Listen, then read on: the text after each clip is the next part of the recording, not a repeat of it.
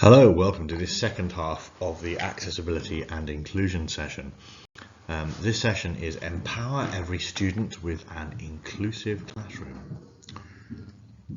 We're now on our fifth video of 6.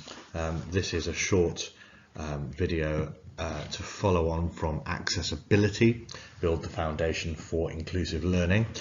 Do please watch that one before this one. I would say probably these are the only two that you have to watch in the right order, and it's helpful if you can to watch them at the same time. So we've split the third session into 2 videos, 4 and 5, the first of which is accessibility, which you've just seen, and this one is empowerment. And the idea is we're looking now at individual pupils who have particular needs and working out how their devices and some of the Microsoft tools that they can access can help them to learn more effectively. It can be tempting to think that actually learning support should direct the pupils to particular aspects of the software, and tech support should direct them to particular aspects of the device. But actually, I think we probably all need to know what these devices and this software are capable of, because we're the people who see the pupils on a day-to-day basis and see what their struggles are. And still, in this session on empowerment, the key is accessibility. Here's an interesting quote from a trainer called Robin Lowell. "Students would rather go without than stand out. We need to move from assuming access to ensuring access in the classroom." And again, that's placing the responsibility on teachers to move the accessibility agenda forward by putting the responsibility onto pupils.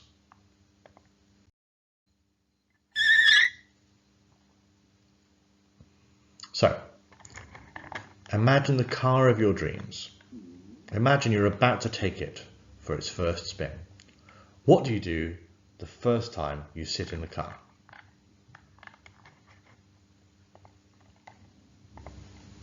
Okay, you adjust the seat.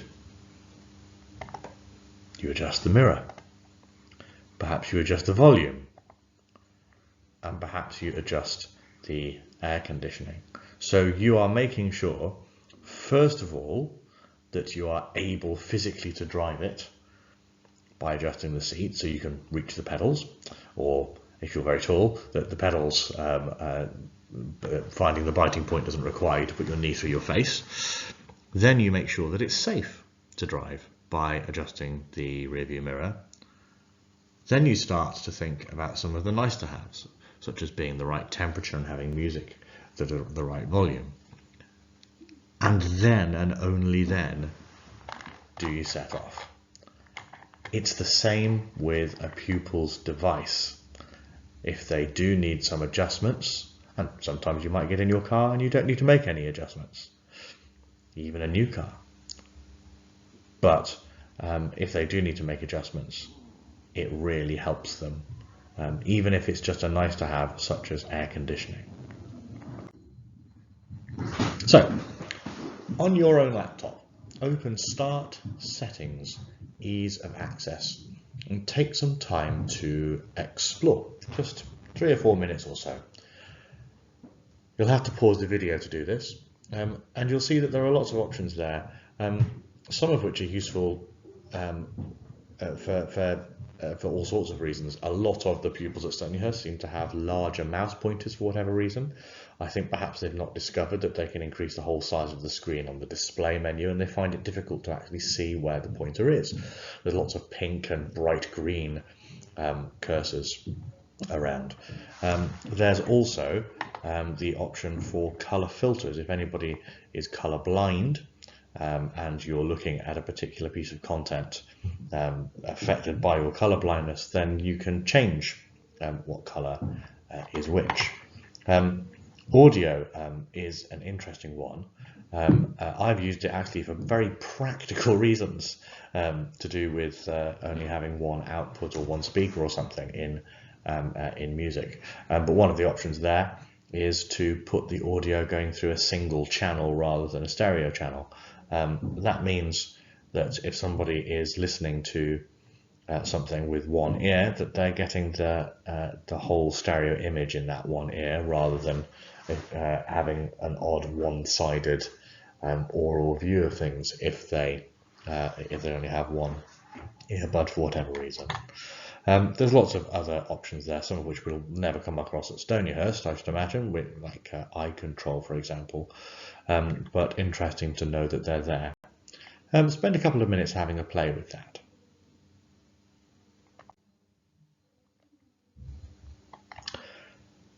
Another really important tool, and this is again built right into Office, is Immersive Reader, which I've mentioned a few times, but I don't think we've looked at in great detail in any sessions.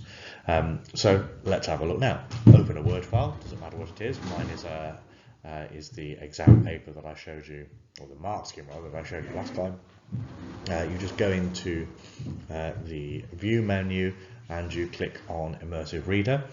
And have a look at some of the options that are there. It is there primarily to allow people to have things read out loud to them. But as we looked before, there's actually a separate read out loud option in Word. The Immersive Reader takes it one step further. You can change the background color of the page, and you can have focus on 1, 3 or 5 lines. And you can see an example of that at the bottom. Again, find a Word file, have a go, see how it works. It's not just about reading out loud.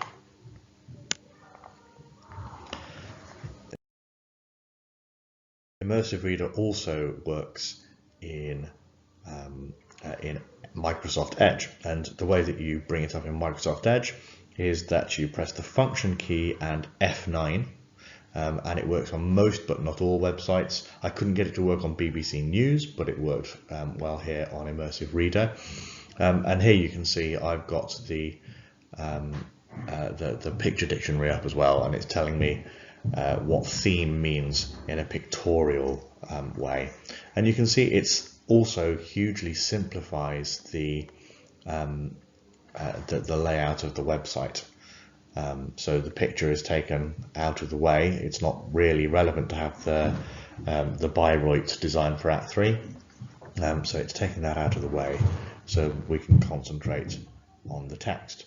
And it also makes it into a standard font as well, which is helpful. And it is of course also available in OneNote, and that's on the View menu under Immersive Reader, and it makes it full screen in OneNote, which is helpful on our smaller devices. And here you can see, as well as the picture dictionary, I've also translated that word into German by clicking on it.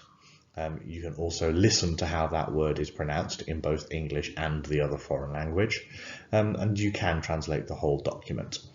That's probably not helpful for us, and I know someone will probably ask in the live session whether that can be disabled. I don't think it can, but it is good for us to know that it's there if we need it, particularly on a word-by-word basis. And of course, this is available to pupils both in lessons and between lessons. There are also lots of ways in which pupils can use the accessibility tools to create their own content in replying to stimulus or questions that you've set them. And actually, these 4 things that are on the screen now are not new at all, and we don't necessarily conceive of them as being accessibility tools, but they absolutely are. So inking, that is using the stylus, that's the technical term for that, that is a key accessibility tool, because for many people, and I think this applies to adults who are not used to typing as much as to pupils, the keyboard is actually a barrier and not an enabler. So inking is really helpful, and especially given that there are things you can't do with a keyboard. You can't draw a circle with a keyboard. You can't draw musical notation as easily with a keyboard, for example, as you can with a stylus. Audio recording is dead easy in OneNote in particular, you just click Insert Audio and it's there. And we talked in a previous session on OneNote about the ease of giving audio feedback through OneNote. Now, actually, if it's easy for us as teachers to do that, then it's also easy for the pupils to do that. And perhaps it's a great way of them quickly replying to something that you have given them to do. One step further than that is dictation. And in both OneNote and Word, there's a dictate option, which means that the pupil can speak and the text is written. It requires a little bit of editing usually after that. It's particularly, it finds it difficult to deal with homophones. It's got much better over the years with words that sound the same, but it still does need careful editing. It will probably be obvious to you when a pupil has used dictation.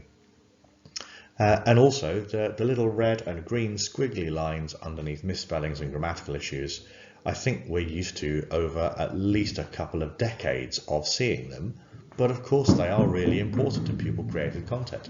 We should not be receiving any spelling mistakes in OneNote or Word, in work that is handed in, really, from anyone, because they can be dealt with because they are highlighted by the software.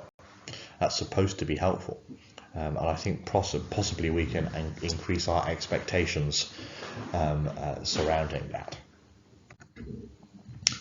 One thing which perhaps we're less familiar with, or certainly I was less familiar with, is in Word, unfortunately not in OneNote, there is an editor option. The editor option brings together the old spelling and grammar checks with some writing style checks. Now, I'm not sure about some of them. It keeps telling me to take out my beloved Oxford commas, which I'm not hugely happy with. But certainly in terms of spelling, use of passive voice, clarity and conciseness, it's really quite helpful. This also helps, those things also help teachers, and there's an additional tool for us as teachers to check accessibility. So this means if you created some content, and this works in OneNote and in Word and in PowerPoint, it checks that all of the accessible tools will be able to use this this document you created or this resource you created. So one of the issues in OneNote, for example, is that if you create a PDF of a Word document and you import that into OneNote, it imports it as an image. When you import a Word document directly, that's what it automatically does as well. It creates a PDF and then imports that into OneNote. If it's an image, it can't read it, so it can't be read out loud. So for accessibility, the best way, and this is one of those things that is not workload light, is to recreate the resource in OneNote. So copying and pasting the text and the images in the right order from Word into OneNote, not just putting the Word file in there.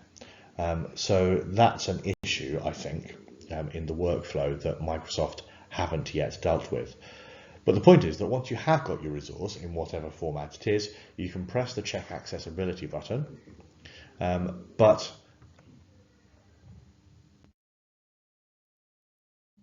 don't take it as gospel.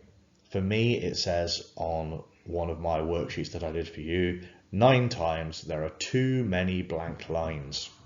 And it says it makes keyboard navigation slow, screen reader usage more cumbersome because it actually reads out new line, new line, new line. But in my case, I put them in there so that I could allow you as the students, this is from our Microsoft Educator workbook, to use a different accessibility tool, which is inking. I was leaving you a space to write rather than with your stylus rather than type. So it's not perfect. You are still making these resources for real people, not to be published and used by millions of people who might have millions of different needs. So you know the students you have, you know who will need to access these resources and the ways in which they will need to access them. So if you could hop into your folder, please, going to 3B, Empower Every Student, and number 1, which is the only one for this half session, takeaway, answer the question, what is the biggest takeaway from this half of the session for you? You just pause the video and do that now. And that's it. Well done. You've done accessibility and empowerment, and now you can pop over to learn.microsoft.com, sign in the usual way. You're familiar with that now. And the code for the session is DDK424. Thank you very much for watching. We have one more session left, which is all about structuring teams. So I hope that you will look forward to that as you implement accessibility and empowerment over the course of this week. Thanks for watching.